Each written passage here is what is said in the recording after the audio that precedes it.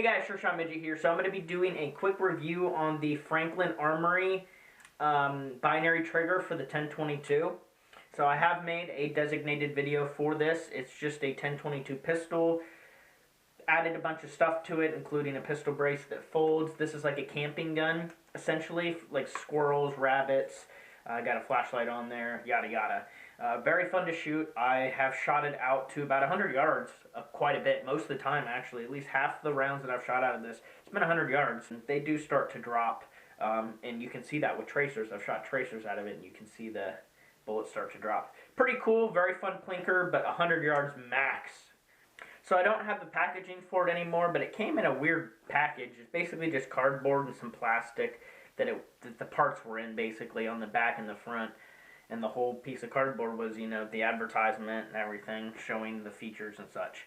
So, small package. I paid $300 for it, shipped, free shipping, Optics Planet. Sometimes you can find them for $300 plus shipping, but the cheapest one, it was like $295 shipped from Optics Planet. I think they were running a deal, basically. Is it worth it? Absolutely. It really is worth it.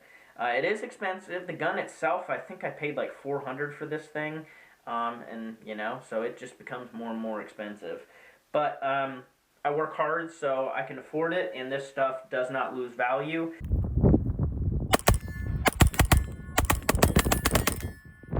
So to talk about the trigger itself, essentially you have to take the gun completely apart, including the trigger box. So you have to do all the work unless you have somebody else, like a gunsmith, do it for you, I guess. I did all the work myself.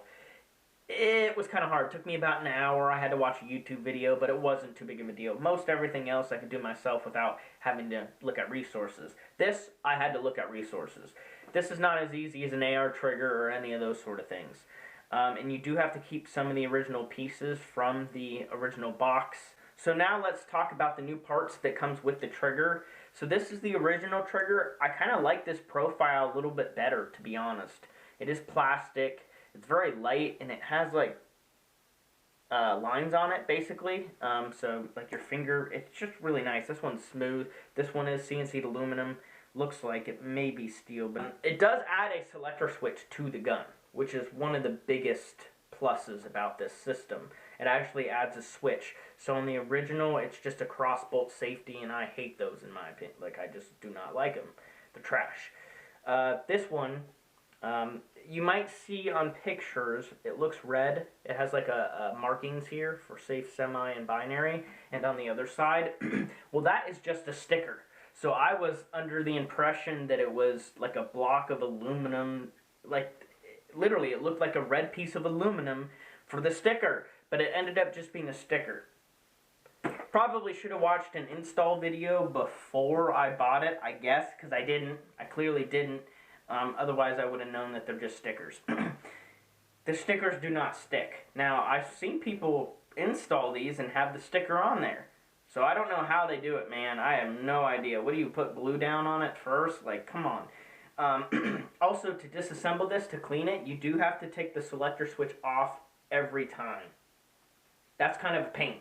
It really is a pain, because I wanted to Loctite these screws for the switch. Can't, if you want to be able to get it off to clean it. They're not loose. They don't seem to loosen up. There's like no recoil. I've had 300 rounds through this since I've had it apart, and the switches haven't like loosened up. But it would have been nice to, you know, have the peace of mind of adding some Loctite to those, but you can't unless you want to have a heck of a time getting them back out. I'm going to talk about ammo.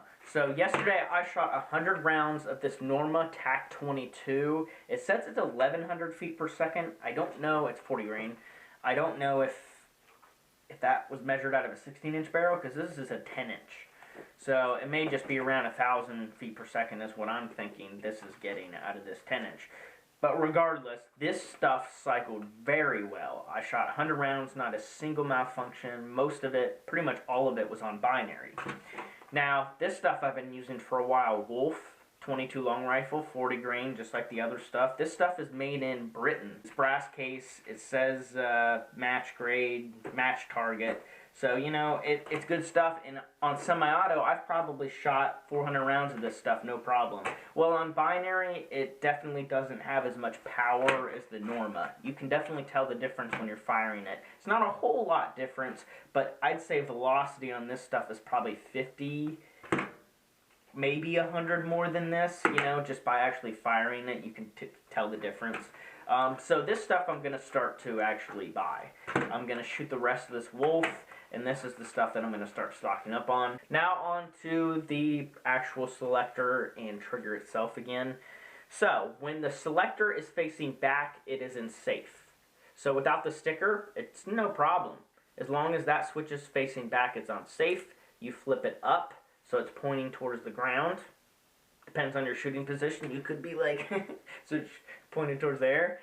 But anyways, that is in semi-auto. So when it's in semi-auto, the trigger feels pretty similar to the original, about the same poundage, and it uses some of the same components, like the spring and everything. It's a little bit different of a reset. It's a weird reset. It's almost like when you pull the trigger gets stuck back, but it really hasn't. It's interesting. It feels like it gets locked back. Whereas with the other one, it's kind of just a smoother action, is the way I would describe it. But it's probably just because it's the way the sears work in this. And then when you flip it the other way, so that the switch is facing forward, you're in binary. Fire, fire. I'll let you get a look at the switch here. So that's in binary, semi, and safe. And it does have to be cocked for you to manipulate it. Like, it gets kind of stuck, so don't force it. Like, I can't even go any way. So make sure it's cocked before you go screwing around with this. In terms of trigger weight, I would probably describe it as like 6 or 7 pounds. I would say this stock one was a pound shorter. Really, I really think so. So, if you have any questions or anything, let me know. Also, the magazines that I've been using through this gun are just the BX-15s, because that will matter in terms of feeding. The 15 rounders feed fantastic. I can dump it with this ammo easy, and it's reliable. Again, 100 rounds yesterday, not a single malfunction. I do need to clean the mags too. It gets dirty. 22 long rifles dirty. Very dirty, the lead on there. So, see you guys in the next video.